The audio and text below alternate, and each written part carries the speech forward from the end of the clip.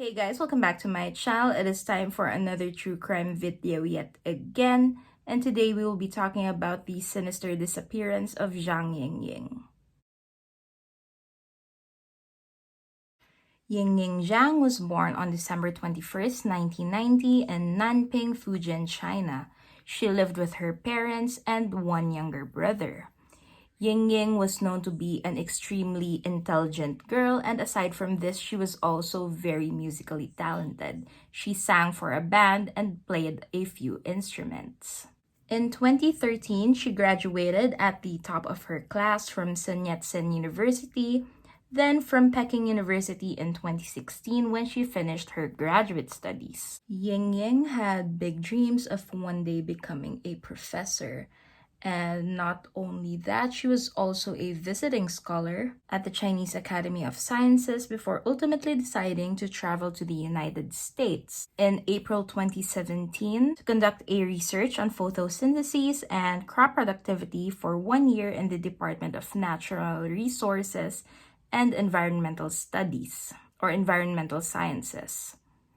She conducted this research at the University of Illinois, where she also considered entering a doctorate program. Now, aside from her academic and professional plans, Yingying also had a plan to marry her long-term boyfriend, Shaolin Hao, later that year, specifically in October. However, they would sadly never get to this point because on June 9th, 2017, just 2 months after Yingying arrived in the US, she suddenly disappears. Yingying was supposed to sign a lease for a new apartment off campus that day. However, she was running a bit late. She texted her leasing agent at approximately 1:40 p.m. saying that she would arrive at around 2:10 or 30 minutes later. However, she never arrived at her appointment. It would take Yingying 2 buses to get to her destination. However, as she was waiting for the second one at the bus stop, CCTV footage caught a black Saturn Astra passing by Yingying at around 2 p.m. And a few minutes later, the same car was seen circling around before stopping right in front of Yingying. The CCTV footage also revealed Yingying and the driver of this black Saturn Astra talking for around a minute before Yingying decides to hop onto the vehicle. At 2:40 p.m., the leasing agent sent Yingying a text asking where she was. However, the agent never got a reply or a text back. Now, Yingying's friends from the university were all aware of what she was going to do that day. They knew that she would be gone for a few hours and then eventually return on campus. So 7 hours later, when no one had heard from Yingying, they all began to worry. At around 9:30 p.m., an assistant professor finally went to the police and filed a missing person report on Yingying. A search for the 26-year-old began immediately. Based on this CCTV footage, police were quick to make out the make and model of the car, and this is when they realized that this was a black Saturn Astra, as I've mentioned. And luckily for them, there were only 18 black Saturn Astras registered in the area. So just a few days after Yingying's disappearance, the police started questioning these black Saturn Astra owners immediately. And although there were CCTV footage available, these were a bit too grainy for the police to discern the license plate of that car that Yingying rode. On June 12th, 3 days after Yingying's disappearance, the authorities went and talked to a guy named Brendt Christensen. And this guy had no alibi. According to him, he was probably at home sleeping or playing video games during the time of Yingying's disappearance. Now, the police didn't really think much of it and just let him go on with his day. Until a few days later when they reviewed the CCTV footage once again and realized that the sunroof on the black Saturn Astra that picked Yingying up was very, very similar to that of Brendt Christensen's.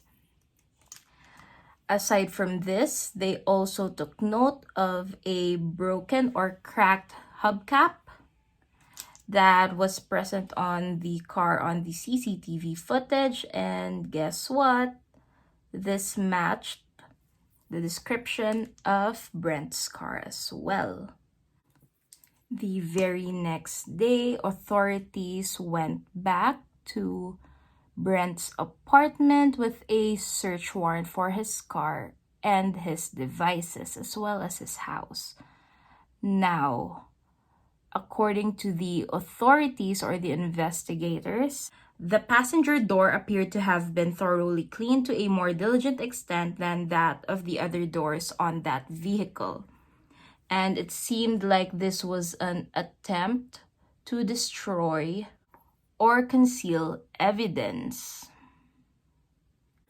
During his second interview or second interrogation, Brendt finally admits to being outside his house during that day or during the time when Yingying disappeared. According to him, he did stop at that very bus stop and gave a ride to an Asian female. But according to him, he dropped her off immediately just a few blocks after because according to him, he made a wrong turn and this freaked her out.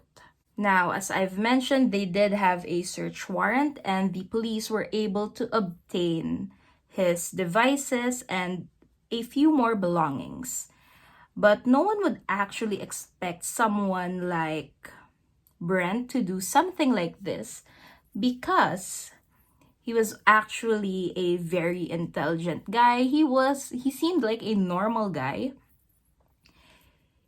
He also had no prior criminal records or offenses in his schools. He was also a former graduate or doctorate student at the University of Illinois, same school as Yingying. He had a bachelor's degree in math and physics, but he was also in an open marriage. So he had a wife named Michelle and a girlfriend that Michelle knew of.